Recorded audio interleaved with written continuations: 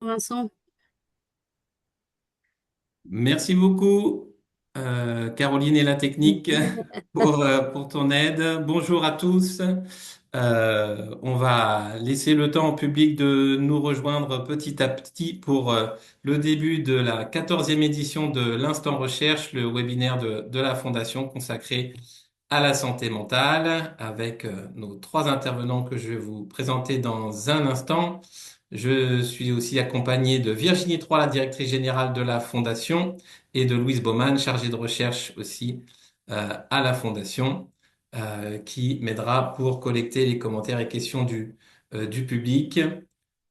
Voilà, nous allons commencer. Bonjour à tous, bienvenue et merci d'être présents pour la 14e édition, je le disais, de l'Instant Recherche, le webinaire de la Fondation Croix-Rouge française consacré cette fois à la santé mentale. Si vous connaissez la Fondation déjà et l'Instant Recherche, bah, c'est un plaisir de vous retrouver. Voilà, merci pour votre fidélité. Et puis si c'est pour vous l'occasion de nous découvrir, eh bien au nom de toute l'équipe, déjà je vous souhaite la bienvenue. Je vous remercie pour votre intérêt pour les activités de la Fondation, que je vous invite à mieux connaître via notre site internet et puis tout un tas de liens que je vous donne tout de suite dans le chat, voilà, ici, hop, voilà, que je vous partage d'un seul coup, mais je vais vous en parler dans un instant. Voilà, d'abord bien sûr notre site internet, et puis vous trouverez toutes nos productions, et parmi celles-ci, bah, je vous encourage vraiment à parcourir, à lire 10 ans de recherche au cœur des vulnérabilités. C'est le titre d'un ouvrage spécial qu'on avait publié à l'occasion de nos 10 ans en 2023 et qui revient bah, sur tout le travail accompli jusqu'ici. Près de 50 prix de recherche. Le 50e sera remis lors de notre prochaine journée scientifique. On aura l'occasion de vous en reparler en fin d'année. Près de 50 appels à bourse lancés, plus de 700 projets de recherche reçus en réponse à ces 50 appels, dont 130 ont été soutenus pour mener des recherches dans plus de 20 pays avec des chercheurs de plus de 20 nationalités et 16 disciplines scientifiques différentes, des sciences humaines et sociales. Voilà, cet anniversaire, ça a été aussi l'occasion de lancer notamment notre chaîne de podcast. Enquête d'humanité, voilà, et qui permet de découvrir les résultats des recherches par la voix de ceux qui les ont conduites. Vous trouverez le lien vers notre chaîne dans le chat aussi du Zoom. Et puis j'en profite aussi pour vous rappeler bah, que tous les événements de la Fondation, quasiment tous, sont filmés et se retrouvent sur notre chaîne YouTube. Vous trouverez le lien dans le chat. Et on tient aussi à vous demander bah, votre avis sur nos événements. Donc vous trouverez aussi un lien vers un questionnaire de satisfaction. Voilà, n'hésitez pas à nous donner votre avis. Alors pourquoi un instant recherche consacré à ce thème, la santé mentale? Euh, la question de la santé mentale s'est imposée hein, dans le débat public en France, en particulier depuis la pandémie de Covid-19. 5 ans après les confinements successifs et la mise à l'arrêt du pays, la santé mentale s'est vue érigée en grande cause nationale 2025. La forte augmentation des troubles psychiques pendant la pandémie a mis le système de soins sous forte tension. Et entre mars 2020 et mars 2021, le nombre de cas de dépression en France a plus que doublé au point d'évoquer une vague psychologique miroir des vagues épidémiques. Donc face à cette hausse des troubles, il est devenu urgent aujourd'hui de comprendre comment on peut améliorer concrètement la prise en charge en santé mentale. Alors, si la crise du Covid-19 a agi un petit peu comme une prise de conscience, et qui a permis notamment à la Croix-Rouge française de renforcer ses programmes et son ambition sur le sujet. La Croix-Rouge n'a pas attendu la crise de 2020 pour agir et prendre soin du bien-être psychique. Depuis déjà 1988, la ligne d'écoute nationale, aujourd'hui appelée Croix-Rouge française à votre écoute, offre un soutien psychosocial par téléphone, animé par des bénévoles formés à la relation d'aide et à l'écoute. La Croix-Rouge française forme aussi et intègre depuis quelques années une dimension soutien psychologique dans ses formations. que ce soit dans la gestion de l'urgence, le soutien en temps de crise ou dans l'accueil et l'accompagnement des personnes. Et au-delà de la Croix-Rouge française, bien sûr, ailleurs, le mouvement Croix-Rouge et Croissant-Rouge aussi agit dans le monde entier dans ce domaine. Et j'évoquerai en particulier le centre de référence sur l'action psychosociale basé à Copenhague, hébergé par la Croix-Rouge danoise, aussi qui diffuse tout un tas de documents de référence pour à la fois communiquer les nouvelles connaissances acquises en matière d'action psychosociale et des conseils de bonne pratique pour les volontaires du monde entier. Alors, cela dit, malgré tout ça, on constate dans les contextes de crise humanitaire une moindre considération de la santé mentale en comparaison à d'autres aspects de la santé. Et c'est ce constat qui avait guidé la publication d'un numéro de la revue Alternative Humanitaire consacré à la santé mentale et intitulé De la prise de conscience à la mise en pratique, dont le lien vers le numéro est dans le chat d'ailleurs, et qui posait la question comment ne pas laisser les souffrances mentales, peut-être moins facilement décelables, souvent stigmatisées ou même cachées au sein des communautés, s'effacer derrière les atteintes physiques. Et c'est à la fois l'importance nouvelle prise par la santé mentale et le besoin de réfléchir aux réponses qui sont apportées à ces enjeux, notamment par les acteurs humanitaires et sociaux, qui nous ont décidé, encouragé à consacrer la 14e édition de l'Instant Recherche de la Fondation Croix-Rouge à ce sujet et à revenir avec nous aujourd'hui deux psychologues et un sociologue que je remercie encore d'être là et que je vous présente tout de suite. Donc Irène Bogicevic, vous êtes psychologue, responsable du programme santé mentale et soutien psychosocial de la Croix-Rouge française. Vous êtes chercheuse en psychologie et santé publique. Et avec vous, on va aborder tout ce que fait la Croix-Rouge française, notamment formation au premier secours psychologique, accompagnement psychosocial, sensibilisation, prévention, tout ce que fait la Croix-Rouge française en matière de santé mentale. Jean-Marc Goudet, vous êtes sociologue et médecin de santé publique. Après avoir réalisé une thèse de sociologie qui étudie les troubles psychiques en milieu scolaire en France, vous avez orienté vos recherches sur l'impact sanitaire du changement climatique au Bangladesh et au Sénégal. Au cours d'un dernier projet soutenu notamment par la Fondation Croix-Rouge française, vous avez exploré l'impact des températures extrêmes sur la santé mentale des mères et des enfants dans les zones rurales du nord du Sénégal. Donc on évoquera avec vous comment ces expositions aux températures extrêmes peuvent affecter la santé mentale de ces populations et comment construire aussi des actions préventives avec ces communautés locales pour atténuer ces impacts. Thierry Elicia, vous êtes psychologue, clinicien et psychothérapeute. Vous avez travaillé de nombreuses années à l'Agence française de développement, l'AFD. Vous avez notamment contribué à créer la cellule crise et conflit et à introduire et développer la thématique de la santé mentale et le soutien psychosocial dans les projets en post-crise de l'AFD. Au cours de vos nombreuses années d'expatriation, je ne citerai pas tous les pays, mais vous avez réalisé en tout cas plusieurs projets, notamment santé mentale communautaire au Liban, avec le programme national de santé mentale et Médecins du Monde France. Voilà, avec vous, nous questionnerons les pratiques pour que la santé mentale soit peut-être mieux et plus systématiquement prise en compte dans les réponses des acteurs humanitaires et sociaux en France et dans le monde et les acteurs du développement. Voilà, et ben, il me reste aussi à vous remercier, vous, le public, d'être présent nombreux aujourd'hui. Je vous rappelle que si vous ne pouvez pas interagir, adresser oralement vos questions aux intervenants, vous pouvez leur poser et laisser des commentaires dans le chat du Zoom que Louise Baumann, ma collègue chargée de recherche, se fera un plaisir de noter et de nous communiquer à la fin de notre table ronde. Voilà, on entre tout de suite dans le vif du sujet. Encore merci à vous d'être là. Comme je vous le disais en préparant ce webinaire, il me semblait absolument indispensable de d'abord peut-être revenir sur la définition de la santé mentale pour être sûr de savoir de quoi on parle. Peut-être de se rassurer sur le fait qu'on parle bien tous de la même chose, et si c'est pas le cas, ce n'est pas grave, bien au contraire. Et puis d'avoir votre avis aussi sur la façon dont on parle de la santé mentale. Autrement dit, si selon vous on en parle bien ou mal. Est-ce que entre scientifiques on en parle différemment? Est-ce que quand la santé mentale est abordée par les acteurs humanitaires et sociaux, on en parle de manière spéciale, différente, etc. Donc moi, j'étais parti, moi, hein, de la définition de l'Organisation mondiale de la santé, qui me semble importante de rappeler, donc qui définit la santé mentale comme un état de bien-être dans lequel la personne peut se réaliser, surmonter les tensions normales de la vie, accomplir un travail productif et fructueux et contribuer à la vie de sa communauté. Même s'il y a toujours des tabous autour de la santé mentale, le sujet est de plus en plus médiatisé et s'est imposé, comme j'ai dit, dans le débat public en France. Bref, la notion est entrée vraiment dans le sens commun, on en parle de plus en plus et tout le monde semble comprendre ce que c'est. Mais est-ce bien le cas? Cette définition de l'OMS est aussi assez large. Donc, je voulais savoir ce que vous en pensez. Et en pensant à cette question, j'ai tout de suite fait un parallèle avec la notion de résilience, à laquelle on avait consacré aussi une édition de l'Instant Recherche, parce qu'elle aussi, elle s'est largement popularisée, alors en France depuis Boris Cyrulnik dans les années 80.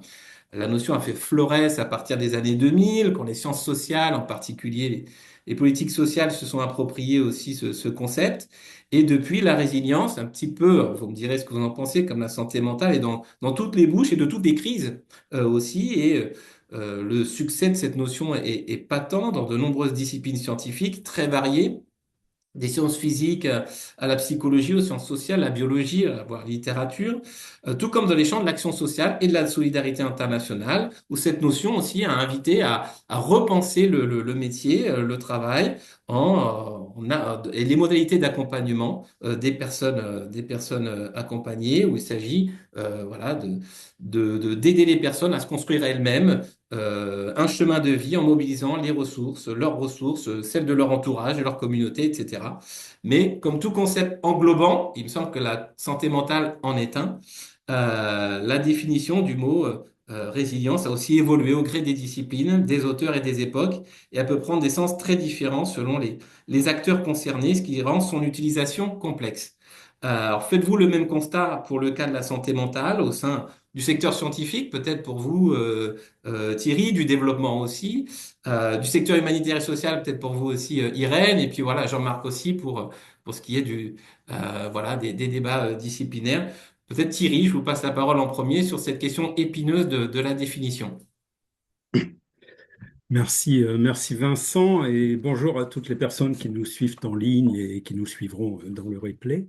C'est important effectivement de débuter déjà par définir notre sujet parce que il y a souvent confusion entre santé mentale et maladie mentale slash psychiatrie. Combien de fois n'a-t-on pas entendu des personnes dire, mais j'ai pas besoin d'aller voir un psychologue, je ne suis pas fou, hein. Or, subir les conséquences des épreuves de la vie, un licenciement, un deuil ou autre, peut entraîner une détresse psychologique réactionnelle et le besoin d'en parler avec un professionnel de la santé mentale sans être fou. Alors, cette définition de l'OMS que vous avez rappelée, Vincent, pour moi, présente un double intérêt. D'une part, elle évacue ce lien qui est trop souvent fait entre absence de maladie mentale comme définition d'une bonne santé mentale. En fait, la définition de l'OMS nous montre que la santé mentale va bien au-delà de ça. Et puis, par ailleurs, elle mentionne, comme vous l'avez dit, le potentiel, les difficultés de la vie, le travail, la communauté. Et donc, en cela, elle vient nous rappeler que l'humain est avant tout un être bio-psycho-social. Et donc, la santé mentale d'une personne, eh bien, dépendra de la conjugaison de son capital biologique, des conséquences psychologiques des différents événements de la vie, de son histoire personnelle et de son vécu social, le tout étant traversé par les aspects culturels. Pour illustrer ça, une étude longitudinale sur 20 ans, fin des années 90, début des années 2000, aux USA, avait démontré que 75% des participants étaient exempts de troubles slash maladies mentales, mais seulement 20% avaient une santé mentale florissante, au sens où on vient de le définir. Et donc, des constats avaient alors émergé de cette étude. L'absence de troubles mentaux, eh bien, ne signifie pas nécessairement, obligatoirement, bonne santé mentale. La présence de troubles mentaux ne signifie pas, pour autant, absence de bonne santé mentale. Et donc, en fait, il y a une nécessaire complémentarité de la mesure de la santé mentale au sens de la définition de l'OMS, de cette capacité à réaliser son potentiel, et de la maladie mentale pour obtenir une évaluation complète de l'état mental. Pour le dire autrement, on n'a pas d'un côté des malades mentaux et de l'autre côté des non-malades mentaux. En fait, ce sont des continuums. Il y a le continuum de la santé mentale, qui peut donc être affecté ponctuellement ou dans la durée par des événements ou une histoire de vie, et le continuum des troubles mentaux et de la maladie mentale. Et donc, ces deux continuums se croisent et doivent être analysés ensemble pour avoir une vision globale de l'état mental, l'optimum étant évidemment dans le carré supérieur droit d'une bonne santé mentale et d'une absence de troubles mentaux. Par rapport à la résilience, alors effectivement, le terme est désormais employé pour décrire systématiquement la capacité à faire face à des situations adverses, mais en fait, comme vous l'avez dit, ça va plus loin que ça. La résilience, c'est en fait la capacité d'un individu ou d'un groupe à bien se développer, hein, et pas uniquement de faire face, et donc se développer en présence de grandes difficultés. Pour ceux que ça intéresse, on pourra se référer aux travaux de l'Université de Milan, qui travaille depuis de nombreuses années sur le sujet. Et donc, ces travaux dont le fondement est la conviction que chaque personne possède d'importantes ressources qui ont besoin de se révéler pour l'aider à reformaliser sa vie. Et à partir de ces recherches, du modèle de résilience développé, qui est notamment mis en œuvre en Ukraine, en Arménie, je crois, par le Bureau catholique de l'enfance, et qui repose sur un dispositif spécifique visant à permettre aux personnes de conscientiser leurs ressources sur trois axes. J'ai, je peux, je suis. J'ai une famille, des amis qui vont me permettre d'avoir de la confiance, de l'amour. Je peux aller à l'école, je peux faire du sport, ce qui va me permettre d'acquérir des connaissances pour avoir une vie plus tard. Je suis un enfant, ça s'adresse beaucoup aux enfants, inscrit dans un cadre culturel, des valeurs, une histoire d'un pays, une nationalité, et donc ça va me permettre d'avoir un cadre plus tard pour la vie. Et donc, vous avez eu raison, Vincent, hein, de rappeler qu'il s'agit de permettre aux personnes de se construire elles-mêmes un chemin de vie mobilisant leurs ressources personnelles, celles de leur entourage et celles de leur communauté, parce que le but n'est pas uniquement d'affronter une adversité, mais bien de faire émerger une conscientisation de la capacité de résilience qui est souvent confondue avec capacité de résistance. Donc voilà, je vous remercie. Merci Thierry. Irène, je vous passe la parole. Donc, je rappelle, vous êtes psychologue. Donc, voilà, la santé mentale, vous l'abordez en tant que psychologue, mais vous pratiquez, enfin, vous travaillez à la Croix-Rouge française. Donc, est-ce que vous avez dû, voilà, pour faire écho à cette question de la définition, hein, je vous laisse la parole dans un instant, adapter votre manière de définir ou d'expliquer, ou vous avez été, vous avez fait l'expérience de malentendus, voilà, de définitions, d'approches très différentes de la santé mentale quand vous quittez votre casquette de psychologue pour celle euh, d'actrice volontaire de la Croix-Rouge française? Oui, c'est vrai que la définition actuelle de l'OMS, qui est très intéressante, hein, parce que comme le rappelait Thierry, elle insiste sur à la fois le bien-être, la capacité d'adaptation, et puis tout ce qui est participation aussi à un environnement social, hein, le fait d'être inclus dans sa communauté, d'être producteur, etc. Donc, elle rappelle effectivement que la santé mentale, elle dépasse l'absence de trouble ou le trouble et que c'est un droit qui est fondamental, qui dépend fortement des conditions sociales, économiques, politiques dans lesquelles on vit. Mais le côté contributif, productif, peut être critiqué par certains auteurs parce qu'ils soulignent en tout cas en filigrane, des normes de performance et d'emploi qui peuvent être peu adaptées à des contextes de pauvreté, de chômage ou de crise prolongée. Donc, nous, dans l'humanitaire, on va beaucoup parler effectivement de santé mentale, mais qu'on va adjoindre au terme soutien psychosocial. Et en fait, on s'est rendu compte que euh, ce qui va être intéressant, c'est que au niveau donc de l'OMS, au niveau des instances plutôt internationales et la Fédération internationale de la Croix-Rouge et du Croissant-Rouge, lorsqu'on va parler de notions de santé mentale et de soutien psychosocial, on va décrire effectivement ce continuum dont parlait Thierry et on va aussi décrire ce qu'on appelle l'organisation du soutien psychosocial au travers d'une pyramide qui va des besoins de base, de la sécurité, du tissu social, du lien social, jusqu'aux services spécialisés de santé mentale, dans une approche de santé mentale, de santé publique. Et donc, quand on va parler de soutien psychosocial, on va parler de toutes les façons d'aider les personnes, les familles, les communautés à tenir psychologiquement et socialement dans l'adversité. Et concrètement, alors qu'est-ce que ça va être? Ça va être des actions qui vont viser à écouter, informer, rassurer, recréer du lien, des activités collectives, aider les personnes à retrouver des repères, des droits, des ressources personnelles dans l'adversité.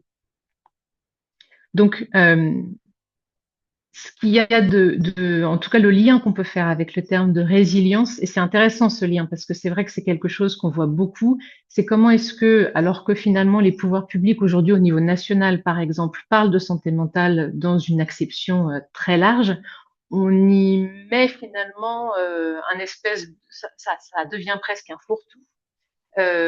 Et alors que c'est pas forcément ce que souhaitent les pouvoirs publics, on en retient finalement une version parfois ultra responsabilisante de ce qu'est la santé mentale aujourd'hui. On va beaucoup parler, par exemple, de prendre soin de soi, de facteurs individuels, et donc on va d'une certaine façon omettre tout ce qu'on a vu dans la définition, c'est-à-dire les facteurs sociaux, économiques, politiques, etc., qui vont faire qu'on va être en bonne santé mentale. Donc, la surresponsabilisation de l'individu lorsqu'on traite un peu trop du prendre soin de soi, qui sont effectivement les relents individuels sur lesquels on va pouvoir avoir un effet de levier, certes, mais ce ne sont pas les seuls. Et c'est vrai que le discours un peu simpliste qu'on peut avoir aujourd'hui, parfois par manque de nuances, parfois parce qu'on veut aller vite, parfois parce qu'on veut être trop simple pour la population générale, fait qu'on omet parfois aussi tous ces déterminants de santé qui sont beaucoup plus globaux. Et donc pour moi, la résilience, c'est un peu la même chose. Aujourd'hui, on met dans résilience finalement une capacité très individuelle de faire face à l'adversité, encore une fois, parfois dans une traduction un petit peu trop surresponsabilisante, d'une certaine façon. Voilà. Euh, donc, ce qu'on va essayer de faire, c'est systématiquement quand on parle de résilience des populations, de le remettre dans un tissu social, qu'on travaille avec les communautés elles-mêmes, avec les aspects culturels qu'il faut pour que ce soit des notions qui aient du sens, etc. Euh, voilà. Merci Irène.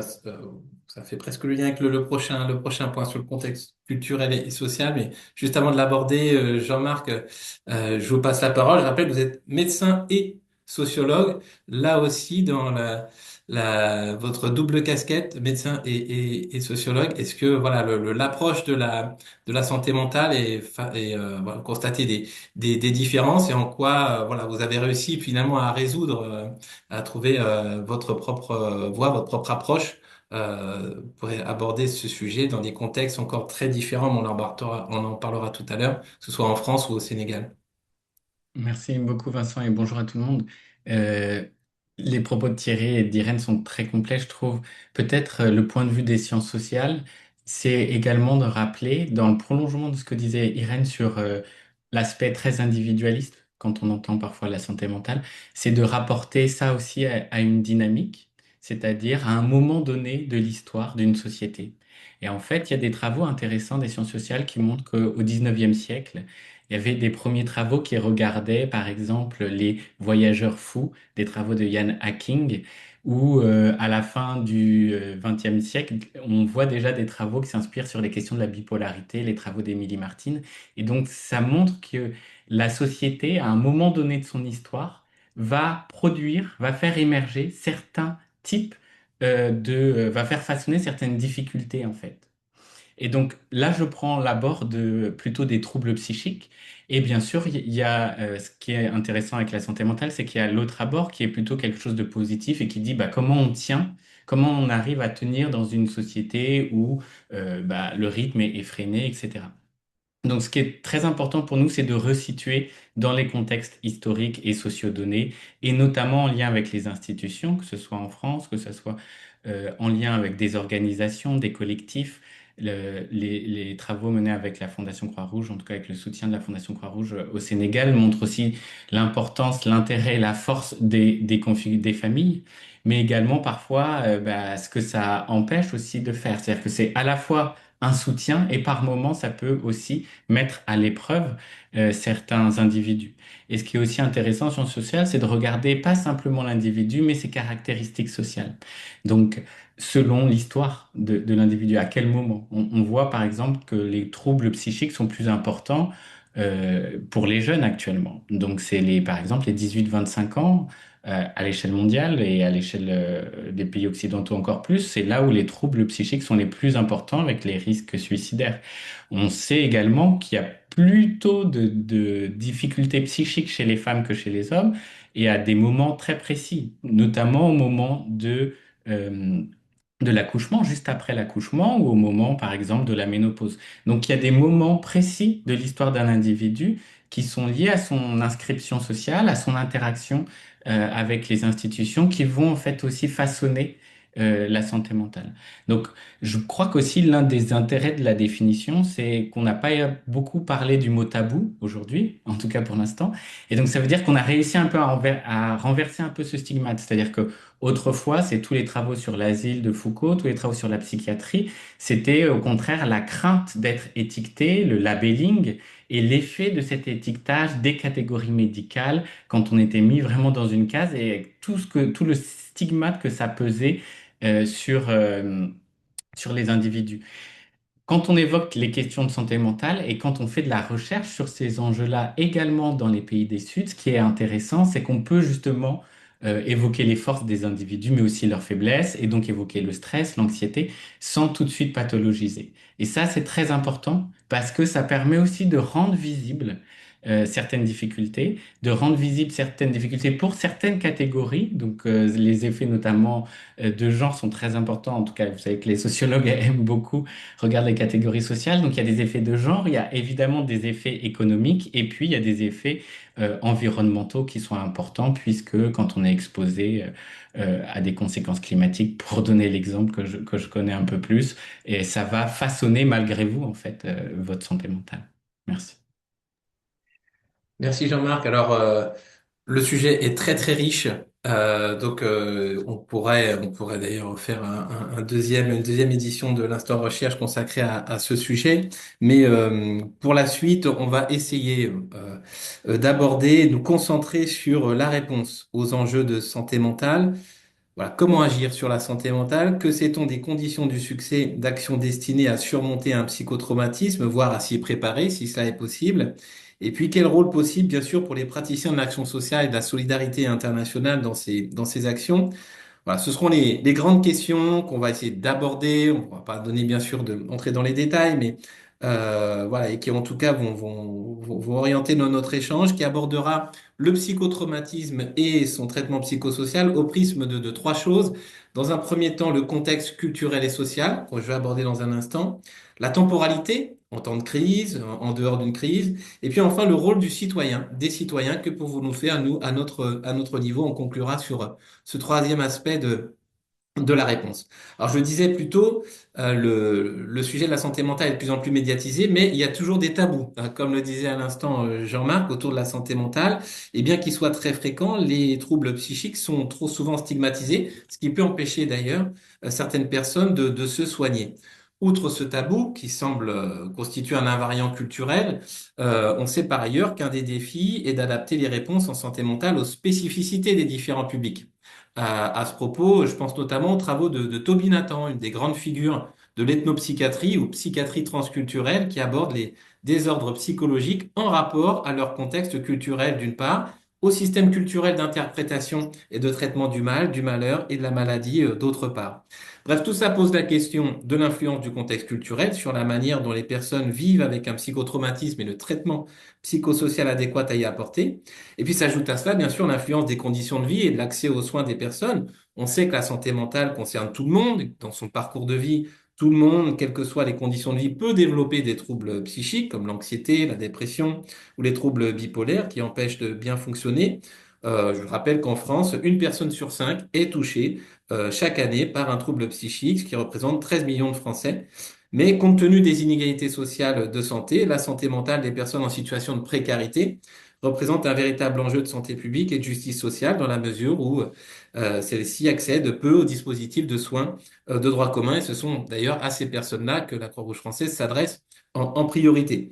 Donc voilà, tout ça pose la question de l'influence du contexte culturel et social. Ben, Jean-Marc, je reviens vers vous qui avez étudié les troubles psychiques dans des contextes culturels très différents. Je le disais, vous aviez commencé par un doctorat en milieu scolaire en France avant d'aborder l'impact des vagues de chaleur sur la santé mentale des femmes et des enfants au Bangladesh et au Sénégal. Comment tenez-vous compte, vous, du contexte culturel et social dans la pratique, qu'il s'agisse d'une culture propre à une société ou à un milieu social particulier au sein d'une même société et aussi je vous invite peut-être à développer le point que vous avez abordé tout à l'heure sur la question de la santé mentale des femmes que vous abordez dans votre recherche, tant on sait que la santé mentale des femmes passe aussi par l'aborder, cette question-là, par une déconstruction des stéréotypes de genre. Je repasse la parole, Jean-Marc. Merci Vincent pour la question. Ce qui est intéressant, c'est quand on regarde les questions de santé mentale dans différents contextes, souvent, moi, ce qu'on m'a dit, c'est attention, est-ce que tu vas pas chercher un concept des Nords pour l'appliquer dans les Suds, au Bangladesh ou là au Sénégal?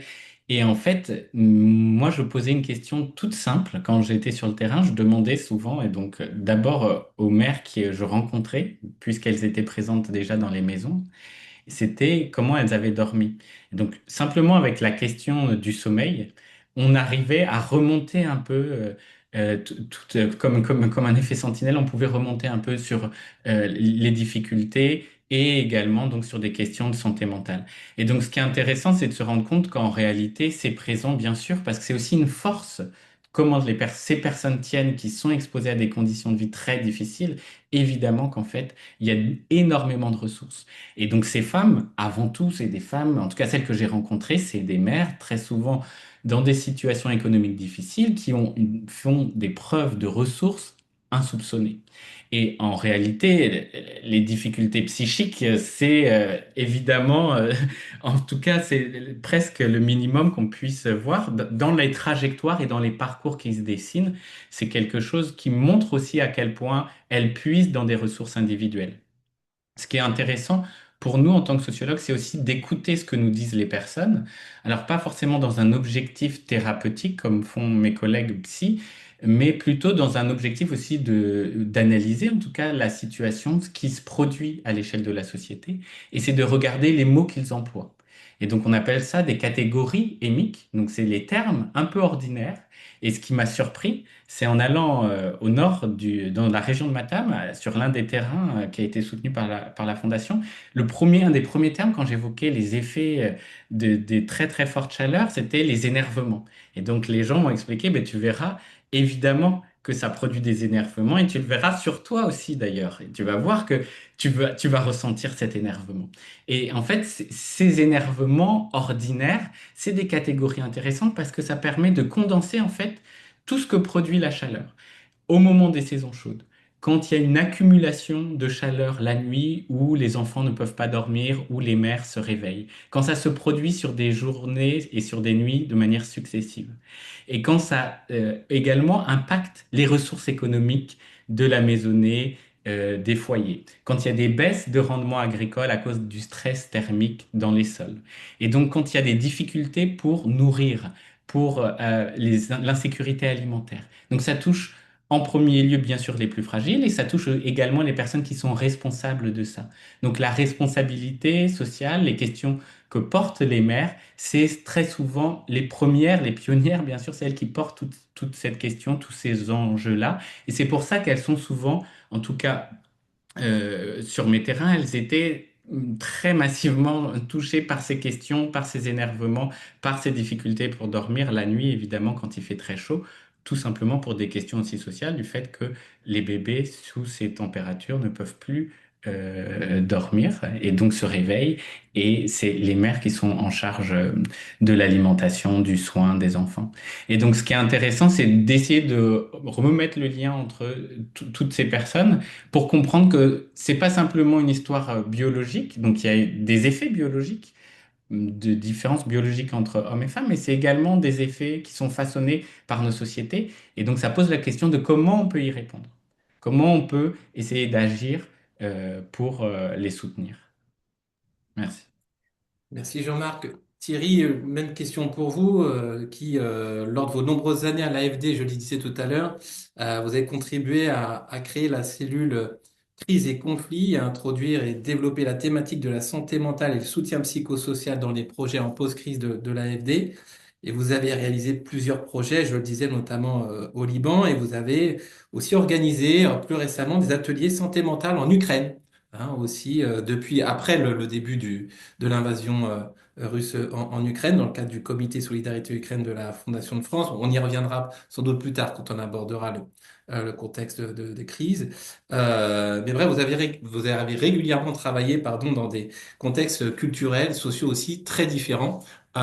Donc, même question pour vous sur la façon dont vous tenez compte de cela pour aborder cette question complexe de la santé mentale. Oui, alors sur ce sujet, on est ici au croisement en fait entre une approche clinique et une approche eh bien de développement, de projet de développement. Je dirais que je verrais ce sujet de la culture comme des cercles concentriques.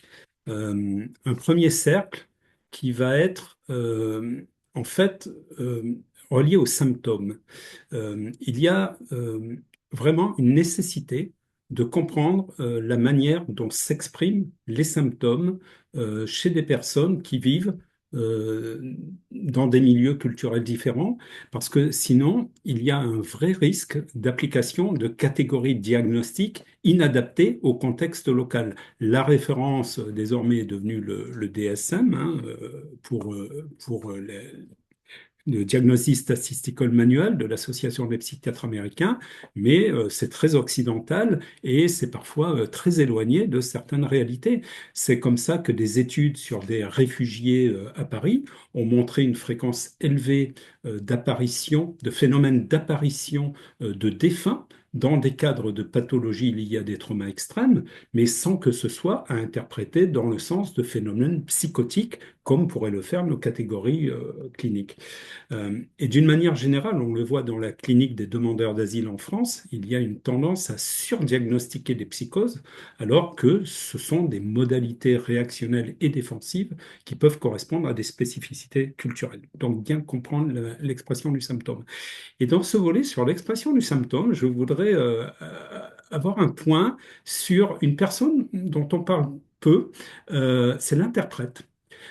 Parce qu'en fait, l'interprète peut avoir vécu aussi des événements objets du récit de la personne.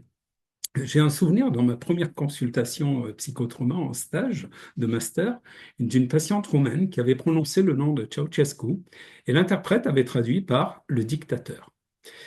Et donc, on s'était regardé avec ma référente en disant, mais qu'est-ce qui a fait qu'elle, après la séance bien sûr, qu'est-ce qui a fait qu'elle n'a pas prononcé ce nom? Qu'est-ce qu'elle, cette personne, roumaine également, avait, elle ou sa famille, peut-être subi?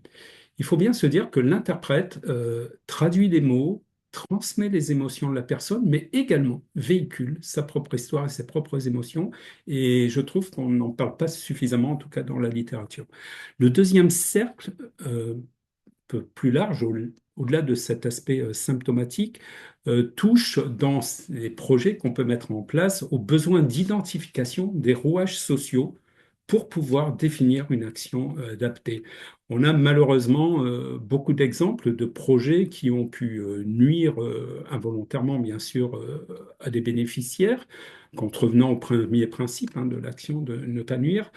J'ai souvenir de projets où on voulait apporter de l'eau à l'entrée du village pour éviter aux femmes d'avoir à parcourir des kilomètres. Et en faisant ça, eh bien, on les a privées du seul espace de liberté dont elles disposaient, loin du regard des hommes, pour pouvoir parler entre elles. Et donc, parmi ces rouages sociaux, On ne peut pas ne pas également parler de la stigmatisation, hein. Jean-Marc parlait du tabou, et malheureusement, cette stigmatisation va se manifester à plusieurs niveaux. Celui très général, hein, évoqué au début de l'intervention, de l'assimilation de la santé mentale à la folie, et donc ces personnes qu'il faut éloigner de la communauté. On a malheureusement beaucoup d'exemples de personnes atteintes de troubles mentaux qui sont enchaînées dans des caves, mais sans aller jusqu'à ces extrémités. Je me souviens en Cisjordanie, lors de la visite d'un centre de santé mentale pour enfants, d'un soignant qui m'avait dit, le problème est que si quelqu'un voit entrer une petite fille dans ce centre, elle ne trouvera jamais de mari. Et donc, en ce sens, il y a vraiment besoin d'avoir une approche de l'écosystème, écosystémique, anthropologique et communautaire des projets, tout en luttant contre la stigmatisation, qui est le premier frein à la prise en compte de la santé mentale. Un troisième cercle est lié au contexte.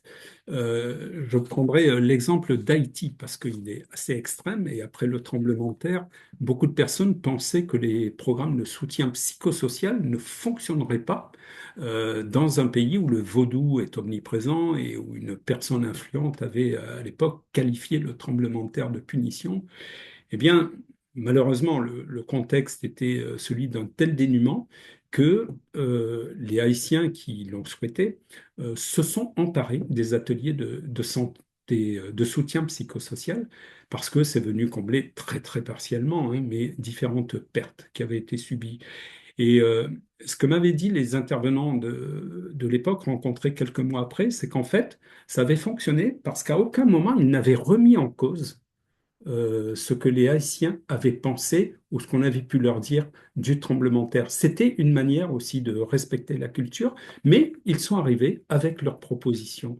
Et donc, j'ai envie de dire, autant il ne faut pas débuter son action avec des idées préconçues sur ce que peuvent signifier des symptômes par rapport à des catégories cliniques qui sont les nôtres, mais autant ne pas non plus arriver avec des vérités énoncées ex ante sur la chronique d'un échec annoncé parce que le terrain récèle souvent aussi de bonnes surprises et de même qu'un un psychologue ou un psychothérapeute doit être ouvert à la surprise du transfert, eh bien, sur le terrain, on doit être aussi ouvert à la surprise de ce qui peut se passer.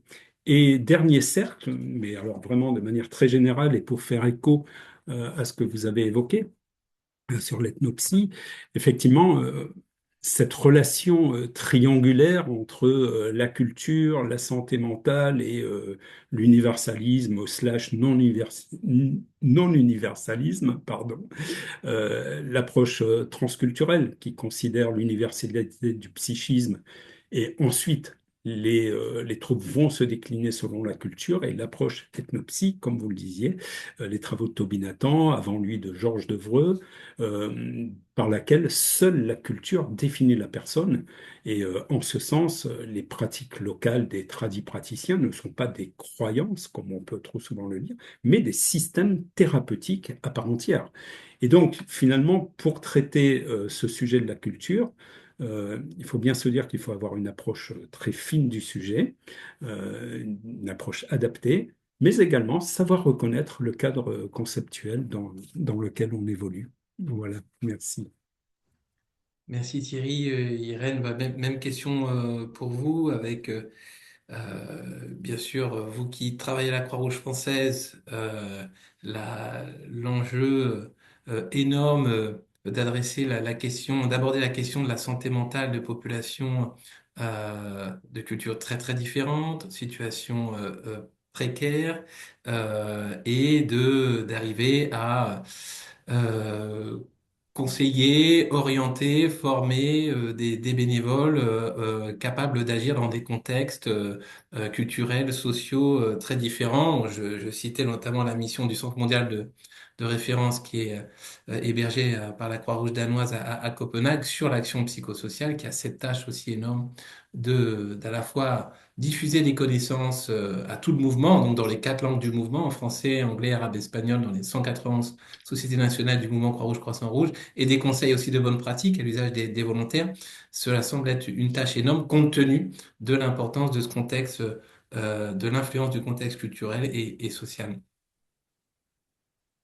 Oui, oui, tout à fait. Alors, peut-être repartir un petit peu parce qu'on parlait tout à l'heure de comment on peut bien parler de santé mentale d'une certaine façon, dans le contexte Croix-Rouge, qu'il soit humanitaire, en France, avec les populations vulnérables ou avec le grand public. En fait, on va parler enfin, en tout cas, il y aura trois aspects importants à garder en tête. D'abord, ça va être de maintenir la distinction entre euh, les troubles psy d'un côté et la souffrance psy de l'autre. C'est-à-dire de ne pas tout mélanger, de ne pas pathologiser toute détresse en diagnostic psychiatrique, mais de ne pas nier non plus l'existence de troubles sévères qui nécessitent un soin spécialisé. Et donc là, on arrive à toute une graduation dans l'accompagnement de nos publics. Et donc, je reparlerai évidemment de ma pyramide. Ensuite, c'est de repartir des ressources mobilisables de l'individu et d'un terme très à la mode de sa capacité d'agir. Alors, certes, mais de garder en tête de les restituer systématiquement dans les ressources et les droits effectivement accessibles aux personnes. Je m'explique. C'est pas la même chose de travailler sa résilience dont on parlait tout à l'heure quand on a un revenu, un logement, un statut légal, ou quand on vit dans l'insécurité, l'exil, la pauvreté et les violences intrafamiliales. Et le troisième point, c'est de bien associer la santé mentale à des actions sur des déterminants structurels dont je parlais tout à l'heure, hein, c'est-à-dire le tissu social, le logement, la sécurité, les revenus, le statut, etc. administratif. Tant qu'on ne travaille pas sur toutes ces dimensions, on va rester dans un discours qui va donc surresponsabiliser, comme je le disais, alors que c'est parfois le contexte qui participe à cette difficulté-là. Et donc, en fait, à la Croix-Rouge, on a vraiment, enfin, Croix-Rouge, j'entends la fédération donc internationale de la Croix-Rouge et du Croissant-Rouge et toute l'approche du hub, donc parce que le centre de référence mondial de santé mentale et soutien psychosocial aujourd'hui s'appelle le MHPSS Hub. Et ce hub-là, en fait, euh, est une vraie boussole pour nous parce qu'il nous replace systématiquement euh, dans des guides et des discussions internationales, mais systématiquement nous disant, mais vous, le terrain au niveau national, vous savez mieux comment l'adapter. Et on ne se trompera jamais, c'est toujours ce que je dis, on ne se trompera jamais en repartant de l'individu lui-même. Et donc, lorsqu'on construit des programmes, on ne peut absolument pas les construire sans les individus et les communautés elles-mêmes. Elles-mêmes savent de quoi elles ont besoin et ce qu'elles peuvent mobiliser. Donc, je vais donner quelques exemples, hein, mais euh, mes collègues, par exemple, de la Croix-Rouge turque, au moment du dernier tremblement de terre, se sont rendus compte que, évidemment, comme dans plein de cultures, et n'oublions pas que nous, en France, pendant très longtemps, et ça l'est encore, hein, stigmatiser la santé mentale, et il y a des âges pour lesquels c'est encore plus stigmatisé que pour d'autres. Aujourd'hui, les langues un peu, enfin, en tout cas, le concept prend un peu d'ampleur et est de moins en moins stigmatisé pour la jeune population. Pour nos plus anciens, c'est encore très compliqué hein, de parler de santé mentale. Et on se rend compte que dans certaines régions du monde, ça l'est d'autant plus. Alors effectivement, on peut utiliser euh, plein d'autres façons de nommer les choses. Et on s'est bien rendu compte que si par exemple sur le tremblement de terre en Turquie, on avait mis euh, une tente avec marqué soutien psychosocial disponible, on n'aurait eu absolument personne. En revanche, proposer une activité parce qu'on s'est rendu compte qu'il n'y avait aucun endroit pour que les personnes puissent se rassembler et juste discuter. Et en mettant en place une activité qui partait de la communauté elle-même, c'est-à-dire qu'on s'était rendu compte que les femmes avaient besoin de parler des problèmes de sommeil de leurs enfants et les hommes euh, autour, par exemple, de la construction de chapelets pour pouvoir prier, on s'est rendu compte que bah, ça a créé des espèces de groupes de parole et que c'est en proposant ce genre d'activité-là qu'on faisait du soutien psychosocial d'une certaine façon, sans avoir à nommer les choses. Et donc c'est ça qui va être intéressant, c'est toujours d'avoir effectivement les objectifs globaux, en parlant de soins intégrés, etc., mais toujours en repartant du besoin des communautés, en co-construisant les choses avec les communautés elles-mêmes. Et donc la Croix-Rouge française, elle, est donc dans le mouvement Croix-Rouge, elle a basé toute sa stratégie sur une certaine temporalité. Alors je ne sais pas si on en parlera peut-être juste après, mais vraiment sur une temporalité de crise, c'est-à-dire comment on prépare, comment on éduque la population et comment on prépare sa résilience, j'ai envie de dire, si tant est que ce soit possible. Comment est-ce qu'on protège la population au moment de la crise et comment est-ce qu'on relève après la crise. Et donc l'idée, c'est de d'abord former nos volontaires. Euh, Par exemple, la sensibilisation au premier secours psychologique, donc qu'on appelle PFA à l'international, donc Psychological First Aid, c'est une en tout cas des, j'ai envie de dire, d'une formation phare qui est proposée aujourd'hui absolument partout. On l'a mise en place notamment au moment où, en tout cas au niveau européen, on l'a mis en place de façon massive au moment où la crise en Ukraine commençait, et on s'est rendu compte que les pays limitrophes de l'Ukraine commençaient à recevoir énormément de populations qui étaient dans une détresse absolue. On s'est rendu compte que le fait de former nos volontaires à l'écoute active, l'écoute bienveillante, savoir réceptionner la détresse de l'autre, savoir donner de l'information fiable euh, euh, et orienté aux besoins. Hein, s'il y avait des besoins d'orientation, et ben c'était déjà une première étape très intéressante au moment, en tout cas, de la crise.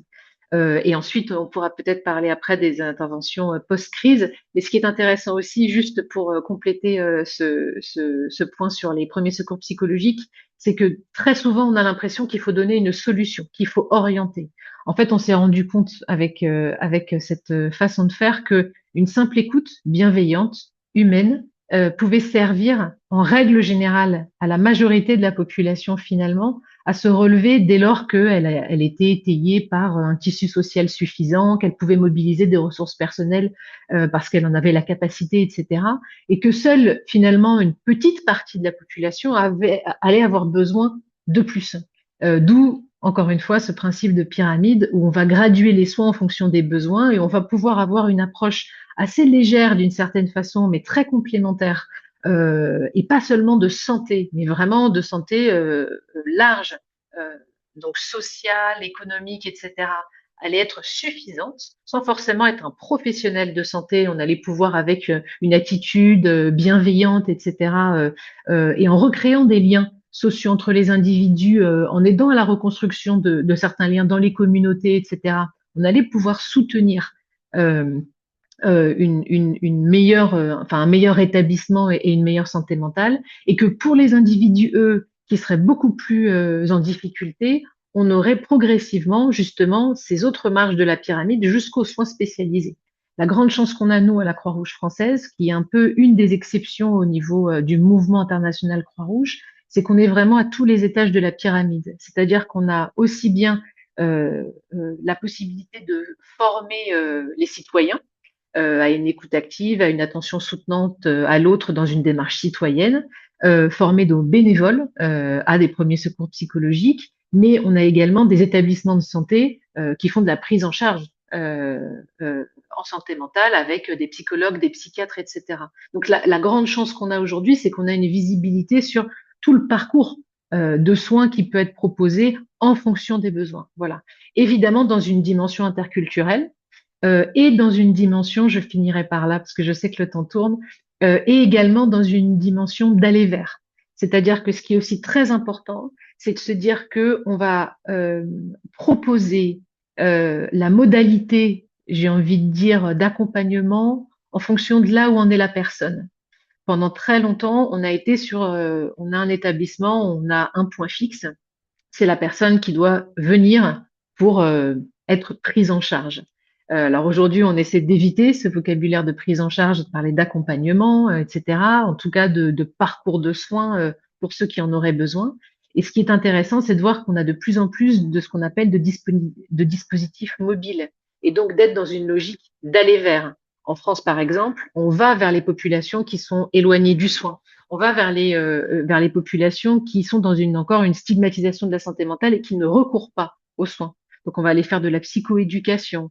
Et pour les personnes qui ne parleraient pas la langue française, par exemple, on va utiliser des outils spécifiques avec des imagiers, etc., justement, et on va aller les rencontrer sur leur lieu de vie. Donc, tout ça, ça fait aussi partie de l'adaptation nécessaire, que ce soit culturelle, sociale, économique, des populations qu'on va toucher.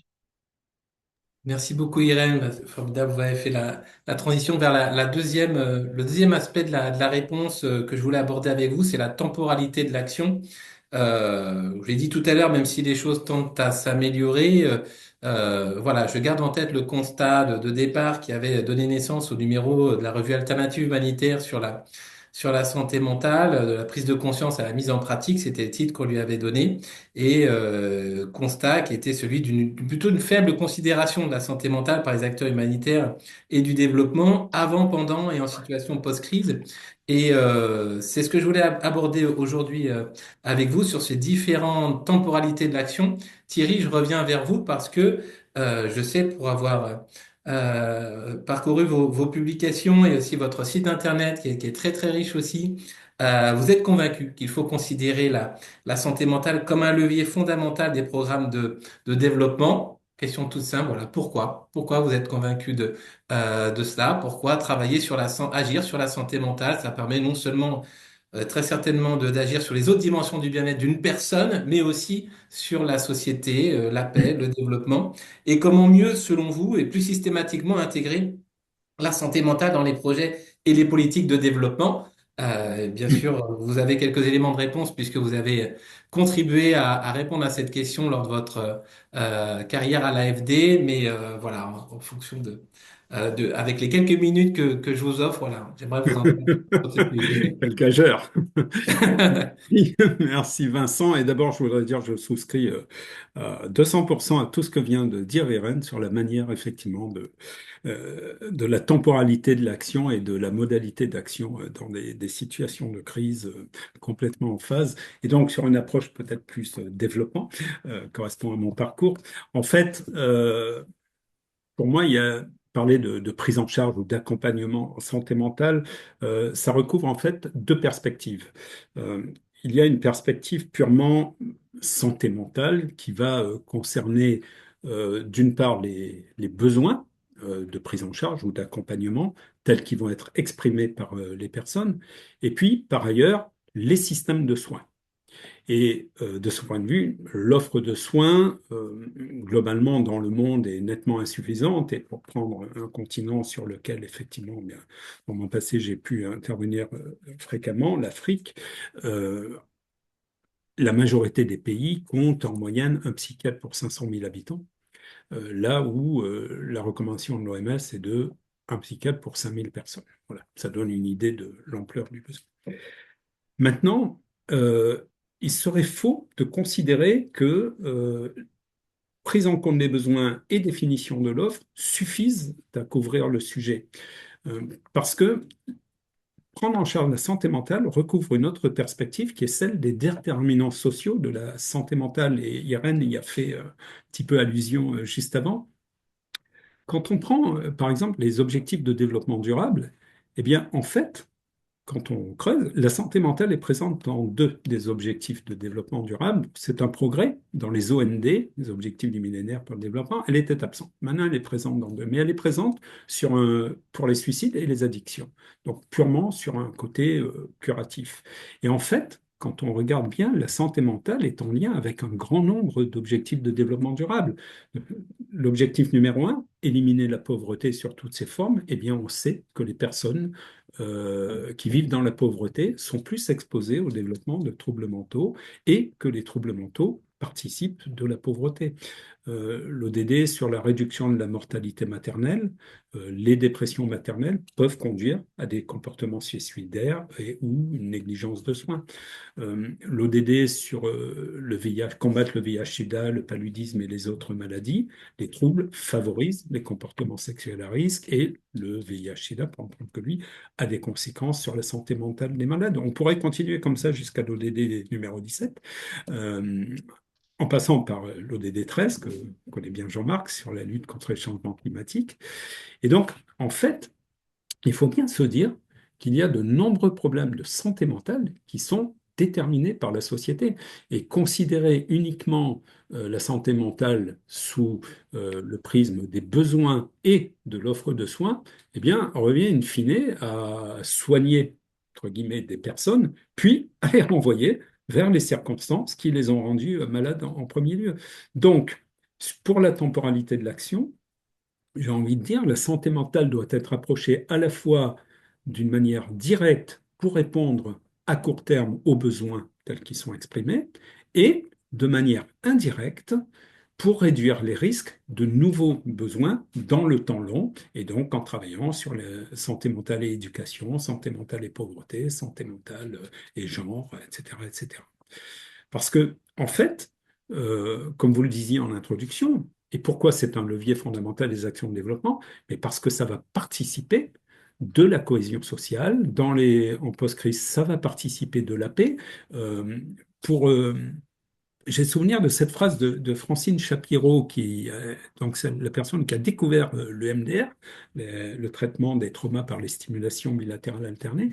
Elle disait, avec le MDR, les personnes, une fois qu'on a traité donc la mémoire dysfonctionnelle et les émotions associées au trauma, retrouve le lien à l'autre, retrouve la capacité à se parler. Et en ce sens-là, le MDR est fondamentalement un instrument de paix et il faut le diffuser dans tous les pays possibles et si possible gratuitement. Et donc, voilà, la bonne santé mentale participe de la cohésion sociale et de la paix. Et donc, pour le deuxième aspect de votre question, quant à comment mieux et plus systématiquement intégrer la santé mentale dans les projets et les politiques de développement. Mais en fait, il y a beaucoup à faire, hein. Au plan institutionnel, soutenir la mise en place de stratégies en santé mentale, promouvoir des études épidémiologiques, des études qui vont permettre de comprendre les impacts économiques et sociaux sur les troubles mentaux dans un pays, prendre en compte prendre en considération la médecine traditionnelle. J'ai eu à faire une étude sur la santé mentale au Mali, Mauritanie et au Tchad l'an dernier, et avec mon collègue, Papa Mamadou Diagne, avec qui on a piloté l'étude, on a été confronté manque de données très, très fort. Et donc, c'était difficile, en tout cas, de poser un état des lieux. Au plan opérationnel, convient de favoriser la décentralisation des soins de santé mentale en intégrant la santé mentale dans les soins de santé primaire, agir sur les déterminants sociaux, donc, soutenir des programmes intégratifs et systémiques, comme le disait Irène, hein, on travaille avec une communauté en s'assurant que les actions qui vont être mises en place permettent de travailler sur ce lien étroit entre les relations sociales et les facteurs individuels. Et puis, si vous me le permettez, il me semble important que les acteurs du développement intègrent la prise en compte du bien-être des équipes, des opérateurs de terrain et soutiennent des actions de staff care. Là aussi, c'est souvent un trou dans la raquette des bailleurs. Et j'avais été marqué par une étude publiée en 2023 par la Fondation Zagori, qui avait travaillé auprès de 400 travailleurs humanitaires en Ukraine et qui a révélé que les causes du burn-out n'étaient pas uniquement, comme on peut légitimement le penser dans un contexte de guerre, l'immensité de la tâche, le sentiment de solitude en fin de journée, mais en fait qu'il y avait d'autres facteurs démotivants pouvant conduire au burn-out, la nécessité de refuser de l'aide ou de procéder à des contrôles excessifs des bénéficiaires, l'ingratitude des bénéficiaires, certainement en grande détresse psychologique, hein, on n'est pas dans le jugement, qui ont commis des agressions et des accusations envers les acteurs humanitaires, le management toxique des managers qui dévalorisent le travail effectué par les collaborateurs, le manque de soutien, d'instructions claires, la pression, la corruption et les abus, pardon, et l'absence de résultats tangibles, le sentiment d'un travail infructueux. Et donc, dans ces actions santé mentale développement, il convient de s'assurer que les personnes concernées à tous les niveaux ont conscience de ce décalage entre des causes généralement reconnues du burn-out des équipes et des causes insoupçonnées contre lesquelles elles ne seraient pas prémunies, euh, et et d'autre part, qu'elles mettent en place des actions de prévention et de suivi de l'état psychologique des équipes de terrain par du team building, de l'accès à un psychologue, etc. Et donc, en conclusion, la santé mentale doit être aujourd'hui une composante essentielle, à mon avis, des projets de développement, au même titre que le genre et le changement climatique, parce que je crois qu'on ne mesure pas assez la nécessité d'intervenir dans ce domaine, car il faut bien se dire qu'il n'y a pas de bonne santé sans santé mentale. Merci. Merci Thierry. Et je crois pas me tromper aussi pour dire que vous avez aussi travaillé avec des volontaires de la Croix-Rouge monégasque, il me semble, qui étaient expatriés auprès de qui vous avez aussi fait un atelier santé mentale, il me semble, si je me trompe pas. Il me semble avoir vu ça quelque part. Tout à fait, mais bon, Voilà. on va en parler plus tard. On en reparlera peut-être plus tard. Je remarque sur déjà ce que vous avez entendu des propos de Thierry sur le lien entre développement et santé mentale, et puis aussi l'importance du rôle des communautés, comment construire des actions préventives, notamment avec les communautés locales. Ça faisait partie des questions aussi qui traversaient votre recherche faite avec le soutien de la Fondation. Croix-Rouge. Voilà, je vous passe la parole sur ce sujet. Oui, donc je rejoins tout à fait tout ce qui vient d'être dit par Thierry et par Irène.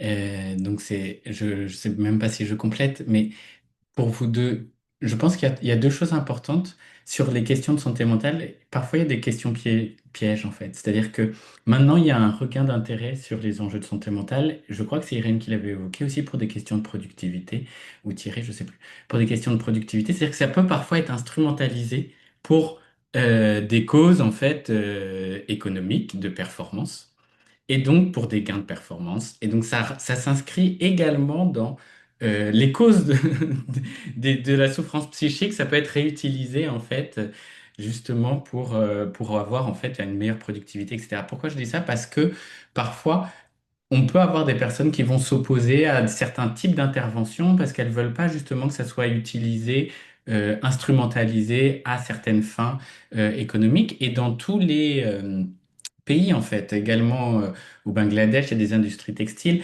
Donc, ça veut dire qu'il faut politiser la question et ça veut aussi dire qu'il faut amener la question à l'échelle des politiques publiques et d'intégrer, en fait, la santé mentale, un peu comme on dit, d'intégrer la santé dans tout, de manière transversale à toutes les politiques publiques. Il faut également intégrer ces enjeux-là sans omettre, en fait, les risques parfois d'être instrumentalisés pour des gains économiques, de performance, etc. Donc, c'est peut-être ça l'aspect macro, mais qui est aussi important parce que il faut former en fait les professionnels de santé, les agents de santé communautaire.